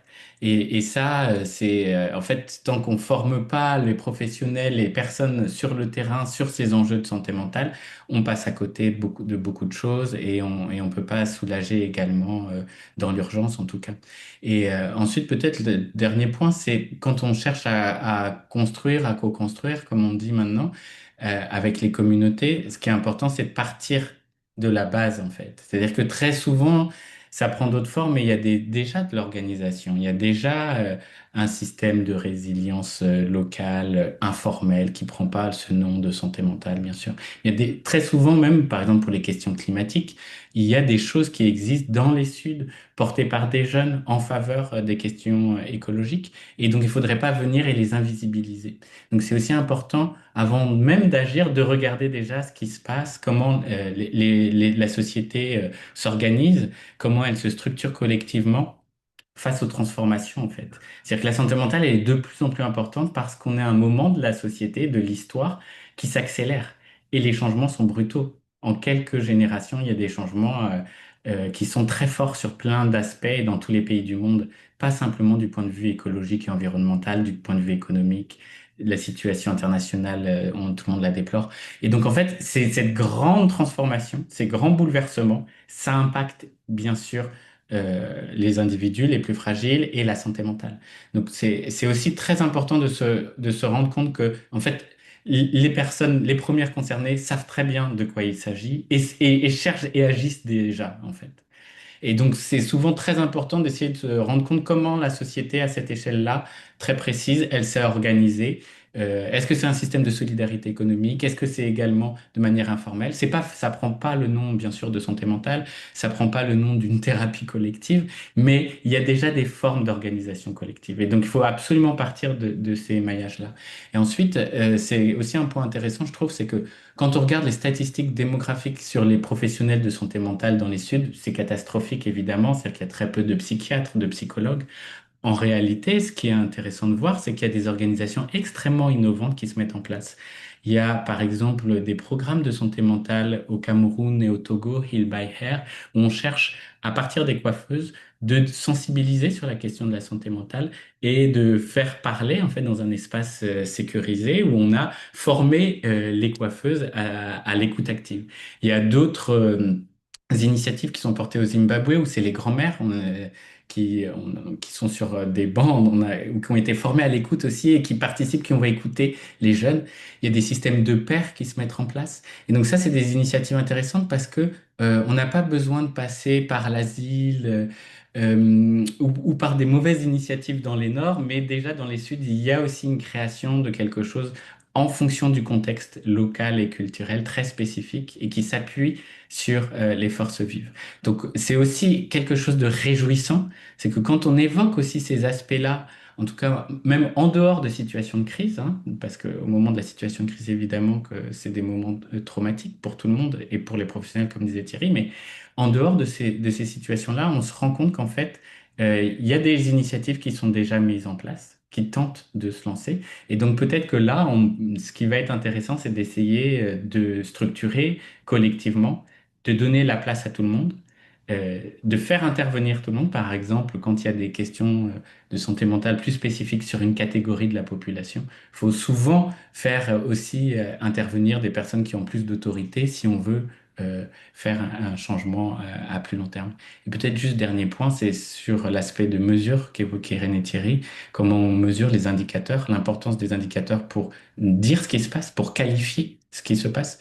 Et ce qui est intéressant aussi en santé mentale, c'est de se rendre compte qu'il faut absolument, en tout cas, c'est important de regarder de manière successive, c'est-à-dire de poser la question à plusieurs jours de suite, de manière successive. C'est-à-dire que si une seule fois on vient faire une enquête et on regarde un peu l'état de l'humeur ou la santé d'une personne, ben évidemment, ça peut être biaisé par beaucoup de facteurs. Par contre, si on revient tous les jours pendant 2 ou 3 semaines, poser la même question, on va avoir quelque chose qui s'affine. On va être en mesure ensuite de pouvoir agir. Merci. Merci, je remarque, Irène, je passe la parole sur voilà cet aspect-là de la temporalité de l'action, en vous demandant si possible de faire assez court, mais voilà, entre Thierry qui nous parle du lien avec le développement du temps long, voilà, de l'action possible en dehors des crises, et puis ce que vous nous avez dit de l'orientation principale des actions de la Croix-Rouge française centrée sur les crises. Alors, c'est bien que les crises se juxtaposent désormais, même il y a des contextes où plusieurs types de crises, voilà, se superposent. Voilà, comment est-ce que vous, en tant que responsable du programme santé mentale et soutien psychosocial de la Croix-Rouge française, vous abordez les modalités de l'action selon les différentes temporalités? Alors là, je suis dans un exercice d'une frustration extrême parce que tout ce qui vient d'être dit par mes collègues, j'ai envie d'y associer 1000 choses. Donc c'est extrêmement difficile pour moi de devoir être hyper synthétique et de tenir 3 minutes, mais je m'y engage. Je voulais quand même revenir juste sur un terme dont on n'a pas parlé, mais qui est finalement filigrane, qui est le cumul des vulnérabilités. C'est-à-dire qu'aujourd'hui, on accompagne des populations qui n'ont pas qu'une seule difficulté. Souvent, elles cumulent la même chose. Je prends un exemple. Une mère migrante primo-arrivante, femme célibataire avec un enfant en bas âge, en précarité économique, en hébergement d'urgence. Bon, ben, pour qu'elle soit bien dans sa tête, etc., il va falloir quand même essayer de adjoindre à son accompagnement un certain nombre de services. Et donc, le fait de ne pas avoir tout de suite une approche psychothérapeutique en face à face, alors qu'elle vient d'un pays dans lequel on est plutôt sur une parole collective, ben voilà, ça va se penser en fait. Et donc, on va pas calquer une prise en charge qu'on jugerait effectivement nécessaire, et on va essayer de le penser dans une temporalité en y adjoignant les différents services qui vont bien au niveau social, par exemple avec l'assistante sociale, avec le centre d'hébergement, etc., etc. Donc, pour revenir un peu sur les choses, on a parlé de cumul de vulnérabilité, de déterminants sociaux, ça c'est vraiment fondamental. On a parlé de prendre soin de nos volontaires, c'est fondamental aussi. On se rend bien compte que ce soit aussi bien de nos volontaires que de nos soignants. Ce sont des populations qui sont vraiment les plus impactées et il est fondamental de leur proposer un accompagnement qui soit réellement adapté, que ce soit par des formations, mais aussi de la prise en charge quand c'est nécessaire. Donc, on appelle ça du Caring for Staff and Volunteers à l'échelle Croix-Rouge internationale, et c'est une des priorités du mouvement. Voilà. Je voulais juste revenir sur une chose, c'est les logiques de coût. En fait, alors pardon parce que je digresse un tout petit peu de cette logique de temporalité de l'action, mais c'est quand même important de l'avoir en tête. Le Covid nous a permis d'avoir un espèce de braquet sur la santé mentale, et donc il y a eu des financements, que ce soit au niveau national, européen, internationaux, qui ont permis de monter des projets et parfois même de structurer des services de santé mentale et de soutien psychosocial qui n'existaient pas dans nos sociétés nationales sœurs Croix-Rouge. J'ai par exemple l'exemple là d'un des pays de l'Est avec lesquels on travaille régulièrement et qui me disait, avant les financements européens, il y a 5 ans, nous n'avions même pas de service, nous ne pensions pas à la santé mentale et le soutien psychosocial. Donc, ça a vraiment permis de structurer et puis de commencer à se mettre en réseau, de réfléchir les choses à un niveau, en tout cas à une échelle plus importante. Ce qu'il faut se dire quand même, c'est que d'abord, ces financements-là, ils sont conditionnés aussi dans une certaine logique et une logique d'indicateurs et des indicateurs notamment quanti et pas forcément quali. Et la santé mentale, oui, bien sûr qu'on a ces deux indicateurs-là, mais l'aspect quali est quand même intéressant. Prouver par exemple l'impact d'une formation de premier secours psychologique qu'on va proposer à nos volontaires et mesurer l'impact sur la santé mentale à terme des personnes accompagnées, c'est quand même assez compliqué quand on est sur un projet de 2 ans ou de 3 ans. Voilà. Et donc, ce braquet qui nous a permis d'avoir des financements et de monter des choses, aujourd'hui, on se rend bien compte que pour tout un tas de raisons politico-socio-économiques, aujourd'hui, nous n'avons pas forcément la capacité de les poursuivre. C'est-à-dire que pendant 5 ans, il y a pu avoir des financements qui ont permis un certain nombre de choses et de structurer les choses. Aujourd'hui, on voit qu'il y a un assèchement au profit d'autres thématiques. Par exemple, au niveau européen, ça va être sur la sécurité et la défense. Voilà. Donc maintenant, c'est comment est-ce qu'on arrive à repenser les choses avec moins de moyens. Donc ça, c'est aussi quelque chose qu'il faut se dire, hein, c'est-à-dire que c'est aussi une réalité, et c'est la réalité du secteur, que ce soit social ou des organisations internationales. On a entre 30 et 40% de moins de financement pour faire encore plus, puisque, comme on le rappelait tout à l'heure, les crises s'intensifient et ont de plus en plus d'impact sur les populations. Donc, tout ce qui est transversalité, pratique de ce qu'on appelle intersectoriel. D'ailleurs, au niveau gouvernemental, donc français, on a maintenant aujourd'hui la mission interministérielle de la santé mentale. Donc, pour bien dire que c'est interministériel, ce n'est pas que le ministère de la Santé qui porte la santé mentale. Donc ça, c'est des choses qui sont très positives, hein, et qu'on essaie aussi de prôner nous au niveau du mouvement Croix-Rouge. C'est-à-dire, on se dit que la santé mentale, c'est pas que le service et pas que le programme santé mentale et soutien psychosocial qui le porte, mais finalement, il doit irriguer, il doit infuser dans l'ensemble des services, puisqu'en fait, beaucoup de nos volontaires font du soutien psychosocial sans le savoir. Donc, il faut valoriser ça d'un côté, et puis il faut les appuyer davantage pour que les choses soient bien coordonnées, etc. Bon. Maintenant, au niveau donc et très très vite donc au niveau de la temporalité, en gros au niveau de la Croix-Rouge, on va être sur une temporalité avant la crise, pendant la crise, après la crise. Avant la crise, on va être sur l'éducation de la population, donc par exemple sur la santé mentale. Je vais prendre un exemple par temporalité, ça ira plus vite comme ça. Par exemple, on a ce qu'on appelle l'option Croix-Rouge, où on a des bénévoles de la Croix-Rouge qui vont dans les collèges en 4e, 3e pour donner des ateliers avec les jeunes sur tout un tas de domaines, que ce soit le droit international humanitaire, les premiers secours, etc. Et il y a un module qui s'appelle santé mentale et un autre qui est pour avoir une approche réflexive de l'usage des réseaux sociaux dans une logique de contre-harcèlement en ligne. Voilà. Donc ça, c'est des choses vraiment intéressantes parce que ça participe en tout cas à ce qu'on peut proposer pour éduquer notamment les jeunes à une meilleure santé mentale aussi bien pour eux-mêmes, comment on en prend soin, et aussi bien comment être vigilant à l'autre et comment apporter finalement une écoute active vis-à-vis de l'autre et une attention soutenante vis-à-vis de l'autre. Voilà. Euh, Pendant la crise, ça va être de protéger, ça va être de mettre en sécurité, ça va être d'apporter les besoins premiers de première nécessité, et donc de faire ce fameux premier secours psychologique, puisqu'on forme, on essaie de former un maximum de nos volontaires. Et puis après la crise, ça va être de voir comment est-ce que bah là, on va vraiment travailler avec les communautés sur un temps plus long. Et c'est ça aussi qu'il faut voir. La crise, nous, c'est à peu près un mois. Après un mois, on passe en mode post-crise.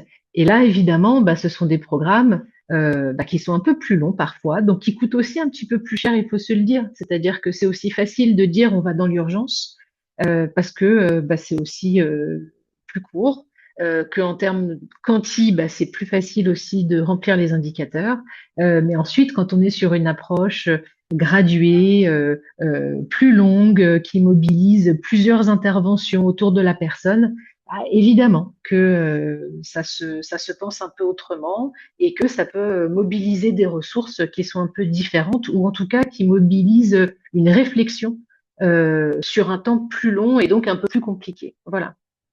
Donc, je m'arrête là parce que je sais qu'on n'a pas beaucoup de temps et je parlerai en dernier lieu ensuite d'une sensibilisation qu'on a mis en place pour la population générale, pour le grand public, ce qui s'appelle tous acteurs de la santé mentale, voilà, sur lequel je conclurai tout à l'heure. Je crois, je vous laisse la parole, Irène, parce que justement, c'était le dernier point que je voulais aborder avec vous, mais il nous reste très peu de temps. Je demandais de faire court, mais il me semblait que ça pouvait être un point important parce que un aspect important de la réponse, c'est que les citoyens eux-mêmes peuvent être acteurs de cette réponse. Je suis sûr que si je dis au public qui est avec nous aujourd'hui, secouriste, le mot secouriste, à quoi vont-ils penser? Très certainement aux pompiers, aux sauveteurs en mer ou en montagne, aux SAMU, aux intervenants en cas de catastrophe naturelle et bien d'autres. Mais pour le mental, ça peut être tout un chacun, car face à une personne en situation de mal-être, un parent, un ami, un proche, un regard, un geste, une phrase, une parole peut changer beaucoup de choses. Une attention, tendre la main avec des mots simples peut faire une grande différence. Et donc, je voulais aborder avec vous l'importance aussi de former les citoyens et les différentes formations aussi disponibles. À l'instar des gestes qui sauvent, tout ça, ça s'apprend et ça peut avoir un impact important. Mais comment apprendre? Peut-être Irène, je vous passe la parole pour faire le lien, la transition avec ce que vous veniez d'évoquer, et puis ensuite Thierry et Jean-Marc pour conclure, avant qu'on passe aux questions et commentaires du public sur ce point-là, cet aspect-là possible de la réponse et le rôle des citoyens. Irène, très court si vous. Promis. Ouais. Donc, tous acteurs de la santé mentale, c'est une sensibilisation pour le grand public qui a été vraiment pensée pour le grand public, animée par nos volontaires Croix-Rouge et qui, en 4 heures, top chrono, va sensibiliser la population générale à ce qu'est la santé mentale, comment finalement lutter contre les préjugés qui parfois créent une stigmatisation et donc un retard de recours aux soins, de la prise en charge, etc. Comment est-ce qu'on peut avoir une attention soutenante et essayer de muscler un peu son écoute active? Comment bien prendre soin de soi pour bien prendre soin des autres? En gros, en 4 heures, c'est à partir de maintenant, on a fini les expérimentations et donc on lance officiellement cette très belle sensibilisation qui est attendue du grand public. Et en même temps qu'on le lance, on est en train de réfléchir à son adaptation pour la population jeune, puisque pour le moment, tout secteur de la santé mentale, c'est une sensibilisation à partir de l'âge de 18 ans. Et donc, on est en train déjà de penser à son adaptation, pour le lycée, voire pour le collège avec peut-être des modalités un peu différenciées, mais qui puissent répondre aussi à ce fort besoin qu'exprime la jeunesse. Voilà. Merci Irène. À vous Thierry, j'avais vu sur votre site, vous parliez notamment de la formation Premier Secours en santé mentale France, notamment aussi, vous encouragez les gens à se former en la matière. Votre micro est coupé. Oui, tout à fait. Cette formation en 3 jours, en 2 jours, pardon, est très accessible pour tout le monde et elle permet euh, de se familiariser avec ce qu'on appelle les signaux faibles qui peuvent devenir des signaux moyens ou malheureusement des signaux forts d'une personne qui ne va pas bien. Voilà, le collègue qui ne vient plus déjeuner avec vous le midi, eh bien, c'est pas juste qu'il est peut-être fatigué, c'est peut-être que quelque chose ne va pas dans sa vie. Et donc, c'est reconnaître ces signaux et approcher les personnes. Et puisqu'on est sur voilà ces actions citoyennes, je crois que d'une manière générale, il faut soutenir une approche intersectionnelle, hein, comme l'évoquait Irène jusqu'à avant, de la santé mentale, parce que, comme on l'a vu, chaque composante de la vie des personnes est irriguée par la santé mentale. Et donc, diffuser des outils pratiques à toutes les personnes volontaires et faire de la psychoéducation. Alors, sur les outils pratiques, c'est très amusant parce que j'avais l'exemple justement du programme cité par Jean-Marc, ce projet Heal by Hair, soigné par le cheveu, ou la Blue Mind Foundation, eh bien, a constaté que le salon de coiffure était un des seuls endroits où les femmes pouvaient se permettre de parler santé mentale sans forcément la désigner de la sorte, évidemment. Et donc, des coiffeuses, désormais, sont formées à l'écoute active, au principe de base de l'écoute active, au repérage des troubles et peuvent orienter éventuellement des personnes. Euh, Ces personnes, en apprenant la coiffure, ne devaient pas s'imaginer qu'un jour elles seraient actrices de la psychologie. Eh bien oui, elles le sont. Et donc, beaucoup de gens, tout le monde peut l'être. Pour la psychoéducation, c'est important qu'on comprenne ce qui se passe dans le mental et donc je recommande à chaque personne en ligne, c'est une vidéo qui s'appelle le Cosmos mental sur YouTube et qui explique très très bien en 4 minutes et quelques ce qui se passe dans notre mental en cas d'événement adverse, en cas de... C'est vraiment très bien fait et très très accessible. Je vais vite parce qu'on n'a pas beaucoup de temps. Dans la psychoéducation aussi, il me semble aussi important d'expliquer aux personnes nos réactions quand après un événement porteur de traumatisme, eh bien, on a des réactions d'irritabilité, de colère, de repli sur soi, et qu'on a l'impression de devenir anormal, parce que je l'ai entendu, eh bien non, se dire que ce sont des réactions normales à une situation qui, elle, est anormale. Et enfin, pour terminer, dans le champ de l'action citoyenne, moi, je voudrais saluer une initiative portée par des psychologues et des sociologues issus du champ de l'humanitaire, sous le nom de Collectif Altérité. C'est un collectif qui part du principe que l'interdépendance doit être la boussole de toute intervention et que la santé mentale ne peut être pensée indépendamment des contextes culturels, sociaux, écologiques et institutionnels. Bon, j'avais prévu de présenter rapidement les piliers de ce collectif, mais on n'a pas trop le temps. Mais ce qui me semble important de dire, c'est que ce collectif en fait, a pour but de faire reconnaître finalement la santé mentale comme un enjeu politique, social et écologique, rejoignant tout ce qu'on a pu se dire au cours de ce webinaire. Il est ouvert à toute personne motivée pour s'inscrire dans une démarche réflexive et collective sur les pratiques en santé mentale et soutien psychosocial, capable d'échanger en français. La participation est volontaire, l'adhésion est gratuite, les activités se tiennent à distance pour permettre la participation justement de membres issus de divers pays francophones. Et donc, vous trouverez plus d'informations sur les pages LinkedIn ou du site du groupe URD sur ce collectif Altérité au pluriel. Voilà, rapidement. Merci beaucoup Thierry. Bah, Jean-Marc, je passe la parole pour conclure sur ce point-là. Dernier point de webinaire avant de passer aux questions-réponses avec le public. Rapidement, merci Vincent. Peut-être les propos ont été très bien expliqués par Thierry et Irène. L'intérêt de se former à ces enjeux de santé mentale, il y a une chose importante, c'est de s'inclure également dans les sources possibles, dans les origines possibles des difficultés psychiques chez les autres, c'est-à-dire que nous aussi, en fait, on peut malheureusement nuire. Et pour comprendre ça, il faut en fait comprendre le fonctionnement psychique chez tout le monde, comprendre qu'on fonctionne de manière très différente, comprendre qu'il faut écouter en fait, et malgré l'intention ou non, hein, c'est pas souvent, et parfois il n'y a pas du tout d'intention de nuire, mais nos actes, nos manières de réagir, parfois des contextes culturels différents peuvent causer des interactions malheureuses.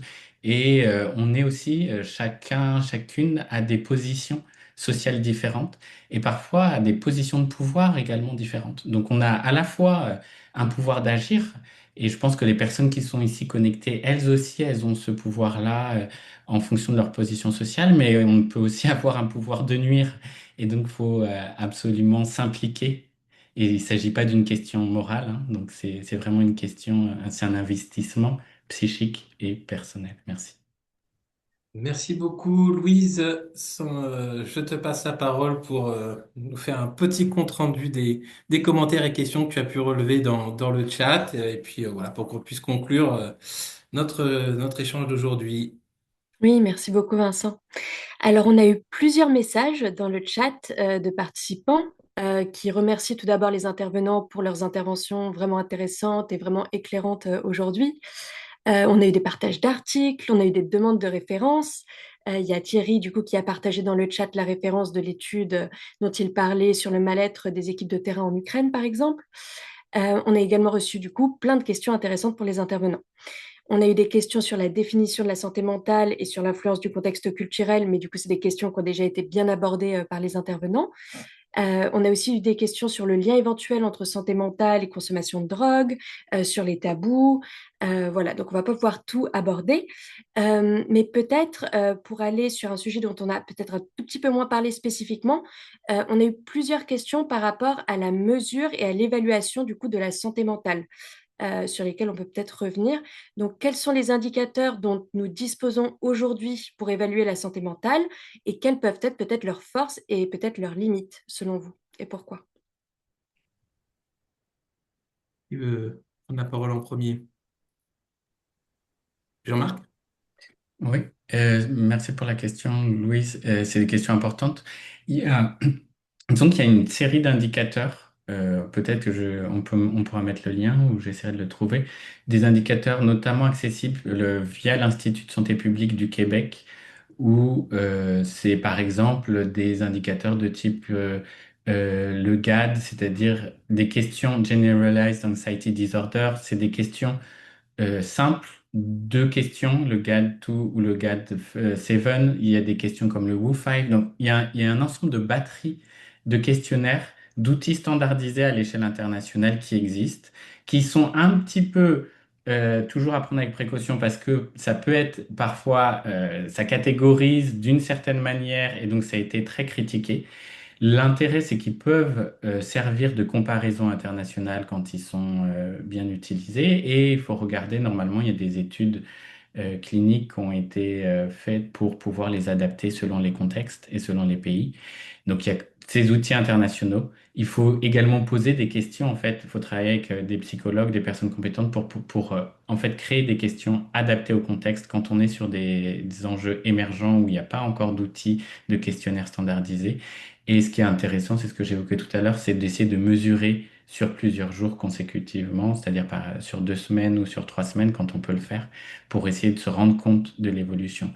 Et par exemple, pour les questions climatiques, selon le moment où j'allais voir les personnes rencontrées au moment de l'année. Si c'était après une mousson, il n'y avait pas eu assez de pluie et donc un mauvais rendement agricole. Si c'était pendant la saison chaude, et ben, en fait, je retrouvais des effets différents chez les personnes et chez les femmes. Donc, c'est très important de prendre en compte la dynamique. Donc, le moment où on va interroger la personne, ça va influencer énormément sur le résultat et sur l'interprétation qu'on risque de faire ensuite.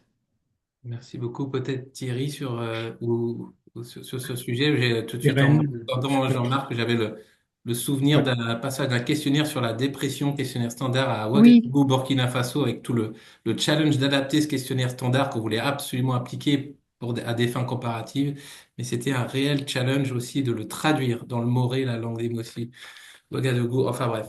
Thierry, peut-être sur cette question épineuse de la mesure.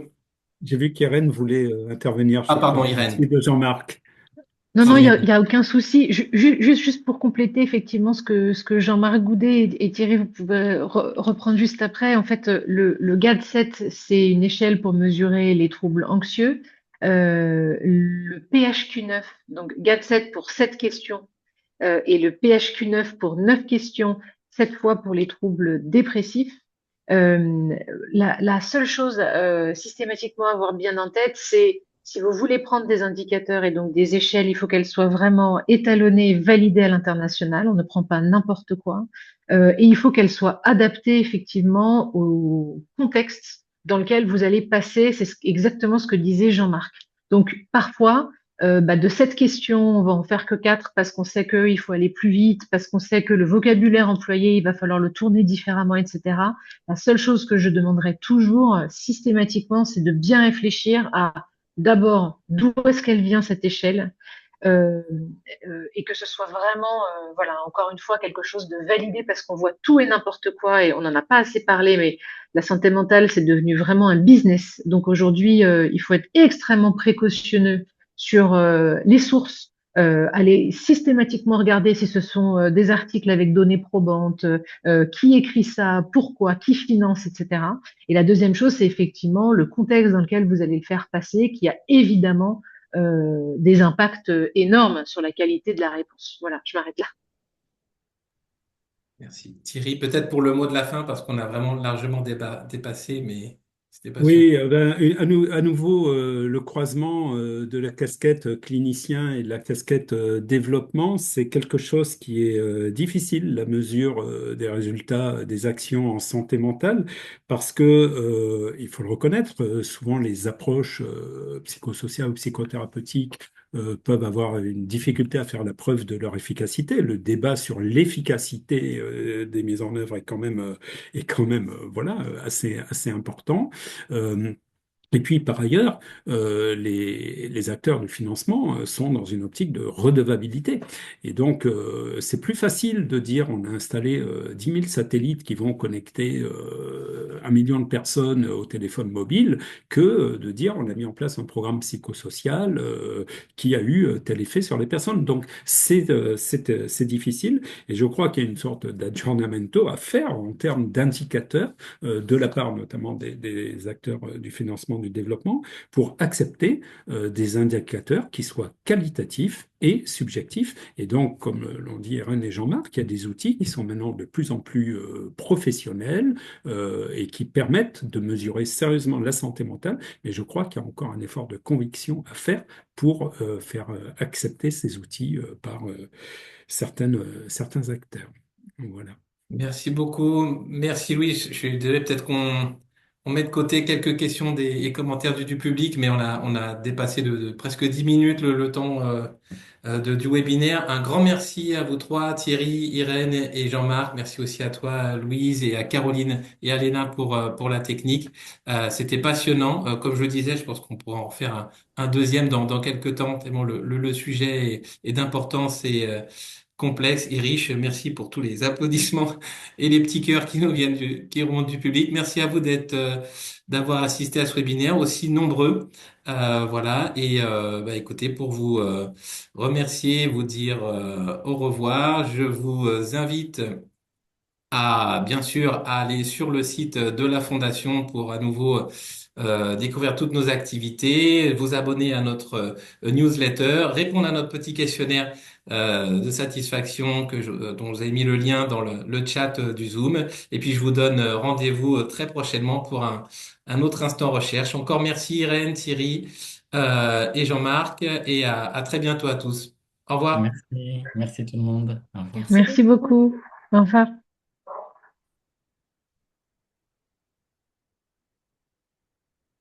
Et ben voilà. Merci. Je pense qu'on va couper parce qu'il y a encore le public, mais je vous remercierai par mail Merci à nouveau. Mais beaucoup. encore merci, c'était vraiment Merci très à riche, tous. passionnant. Merci beaucoup. Au À revoir. bientôt. Tant mieux, très bien. Au Merci à revoir. tous les Merci pays pour qui la étaient confiance. connectés, parce on avait beaucoup de pays connectés. Donc, Oui. merci au public très large qu'on avait aujourd'hui à travers plusieurs continents. C'est vraiment bien.